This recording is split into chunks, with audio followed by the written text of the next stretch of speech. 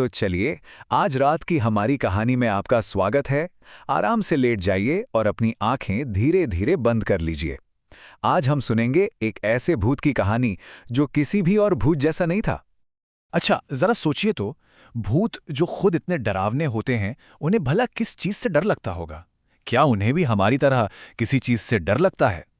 शायद मन में यही आता है ना कि भूत तो किसी से नहीं डरते, और ज्यादातर भूतों के लिए ये बात सच भी है। पर हमारी कहानी का जो भूत है वो थोड़ा अलग था। चलिए उससे मिलते हैं।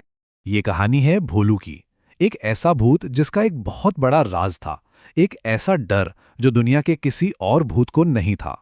देखिए, भोलू था तो एक बड़ा हरे रंग का भूत, पर वो अपने बाकी डरावने शोर मचाने वाले भूत दोस्तों जैसा बिल्कुल नहीं था। जहाँ दूसरे भूतों को काली रातें और डरावनी परछाइयां बहुत पसंद थीं, वहीं भोलू बेचारा अंधेरे के नाम से ही कांपने लगता था। जैसे ही कब्रिस्तान में रात होती और सूरज की आखिरी किरण भी चली जाती, भोलू की एक पतली सी कांपती हुई आवाज गूंजती। अरे नहीं, अंधेरा हो रहा है, मुझे अंधेरे से बहुत डर लगता है। और वो घबराकर अपनी आंखें जोर से बंद कर लेता था। तो अब हमारी कहानी उस कब्रिस्तान से निकलकर पास के एक छोटे से गांव की तरफ चलती है, जहां भोलू की मुलाकात एक ऐसे इंसान से होने वाली थी जो उसकी पूरी दुनिया बदलने वाला था। पास की एक छोटी सी झोपड़ी में चतुर नाम का एक किसान रहता था। जैसा उसका नाम था वो वैसा ही चतुर था, पर था बहुत गरीब।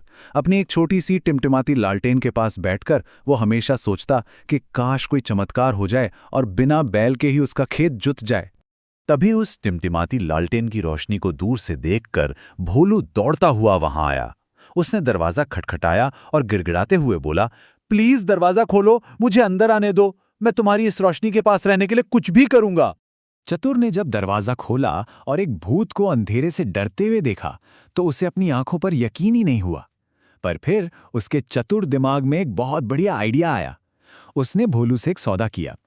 तुम रात भर मेरा खेत जोतो और बदले में सुबह होने तक ये जलती हुई लालटेन तुम्हारी। भोलू ये सुनकर इतना खुश हुआ, बस फिर क्या था, वो खुशी खुशी मान गया।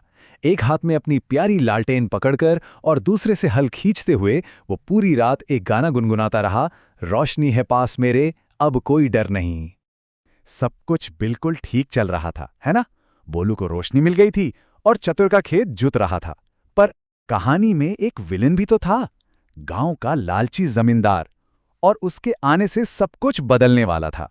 अगले सुबह जब गांव का लालची जमींदार वहां से गुजरा तो उसकी नजर उस खंभे पर टंगी हुई खूबसूरत चमकदार लालटेन पर पड़ी। उसकी आंखें चमक उठीं। जमींदार अपनी बड़ी सी तूंद हिलाते हुए बोला, अरे वाह, इतनी सुंदर लालटेन! ये तो मेरी बड़ी सी हवेली में होनी चाहिए, इस गरीब किसान की झोपड़ी में नहीं। और इससे पहले कि चतुर कुछ कह पाता, जमींदार ने झपट्टा मारकर लालटेन छीन ली और अपनी बड़ी काली हवेली की तरफ भाग गया। बेचारे चतुर को पता था कि भोलू की हिम्मत अब उससे दूर जा चुकी थी। अब भोलू को अपने सबसे बड़े डर का सामना करना ही था। उसे अपनी प्यारी रोशनी वापस लानी थी, और वो भी उस जगह से जहां सबसे ज्यादा अंधेरा था, जमींदार की डरावनी हवेली से। शाम को जब भोलू उठा और देखा कि उसकी लालटेन गायब है, तो पहली बार उसकी आवाज में डर से ज्यादा गुस्सा था। वो गरजा, मेरी रोशनी! वो मेरी रोशनी ले गया! गुस्से और डर के साथ भोलू सीधा उड़कर जमींदार की उस अंधेरी हवेली में घुस गया। अंदर इतना घना अंधेरा था कि कुछ भी दिखाई नहीं दे रहा था।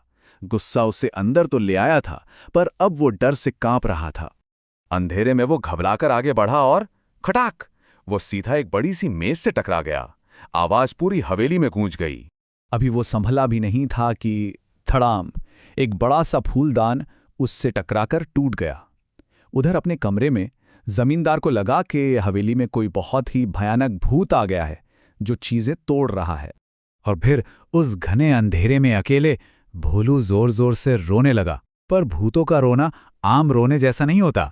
उसकी आवाज इतनी तेज और डरावनी थी कि जमींदार को लगा कोई भूत बदला लेने के लिए चीख रहा है। वो डर के मारे बिस्तर के नीचे छिप गया।